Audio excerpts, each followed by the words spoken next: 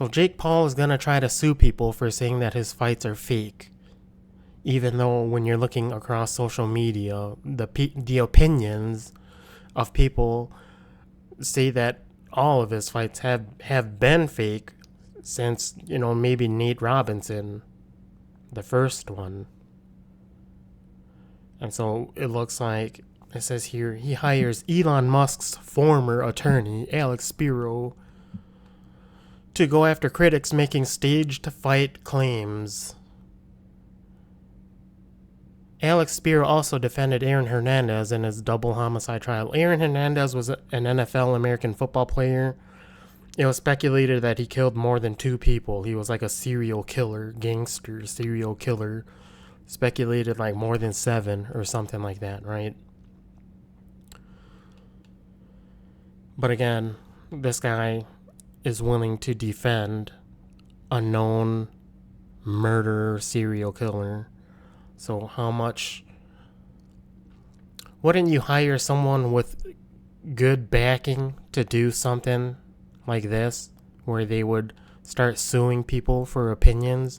But it says here that they're going after major, whatever it is, major media players like Piers Morgan for saying that Jake Paul's fights are staged. Now, for Piers Morgan to say that, he probably has some inside knowledge of it, regardless of his opinion, right? If you're talking about these people that are in the know, they got the information. It's one thing to say you're not a good boxer. It's another thing to say you fight older guys. But when you say the fights are staged, aka rigged, then you're defaming us. Badarian told Fox News. Prove that your fights aren't fake. Prove that they aren't staged. Prove that they're real. Show the contracts, right? Prove it. So Jake Paul last fought Julio Cesar Chavez Jr., who immediately after was basically just taken in by ICE for his association with the cartels, allegedly, right? And so who even knows if Julio Cesar... Okay, hold on. Going back to that fight, if anybody watched it, they were trying to sell the fight. They brought in Jake Paul's brother, Luke, whatever it is, right? They brought this dude, Luke, his brother, to try to sell the fight as the fights were still going. This is, I believe, during the intermission, in which the preliminaries are done, and then there's airtime before they cut it off, and then they show the main event. Luke goes on there, and he talks about Julio Cesar Chavez, and he says that this is curious. This is something that I remember, however, I might have heard it wrong, as I said. He says something like, it's up to Julio Cesar Chavez to prove that he's a lion and beat my brother, or take the bag and go home.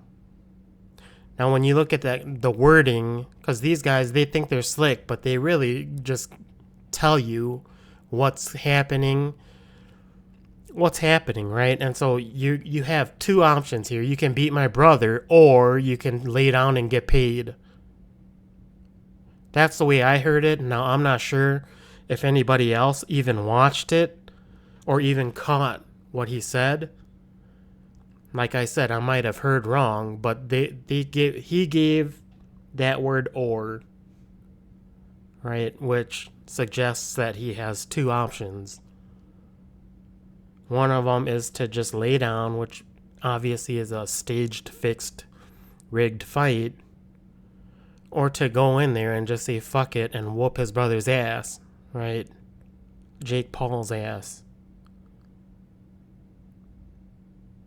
Now, immediately after that, I think Julio Chavez tried like one round, right? And he almost knocked out Jake Paul.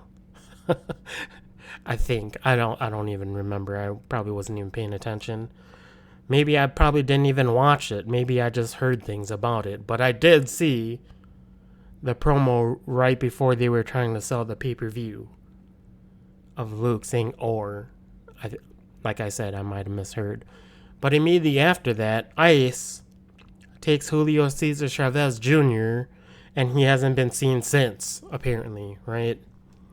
Or whatever. He's still detained by ICE. And so for Jake Paul to go in and fight Anthony Joshua, according to the Quran of boxing, 50% chance of happening after positive opening talks. Do you really think that that fight is going to be a real one? Because if most boxing fans would say, you know what, Anthony, take this, take this fight and just knock him out in the first round. But why is it 50-50? Why is it not a 100% chance of happening if they can't make the Tyson Fury fight happen, right? Because most likely it's going to be staged, fixed, rigged, whatever it is. And in this case, if Jake Paul is approaching Anthony Joshua, wouldn't it make Anthony Joshua just a jobber?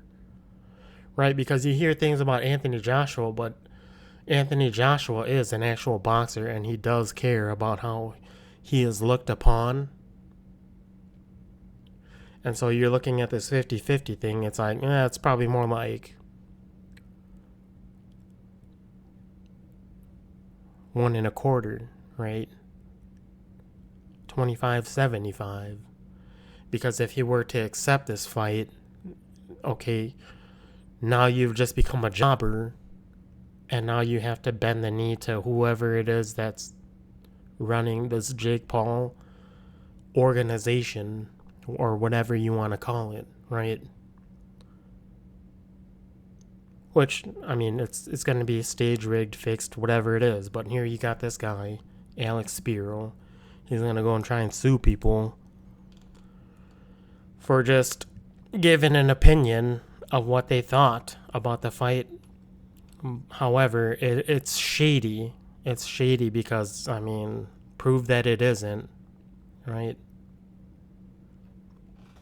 So yeah, this Anthony Joshua, hopefully, I was gonna say hopefully it would happen and Anthony Joshua would just knock Jake Paul out in the first 30 seconds with the first punch, right? Walk right up to him, punch him, treat him like Ngannou, right? Don't even give the guy a chance. However, if it were to happen, you know that that's not how it's gonna play out because right here. Whatever it is, entertainment. It's entertainment. Thanks for watching.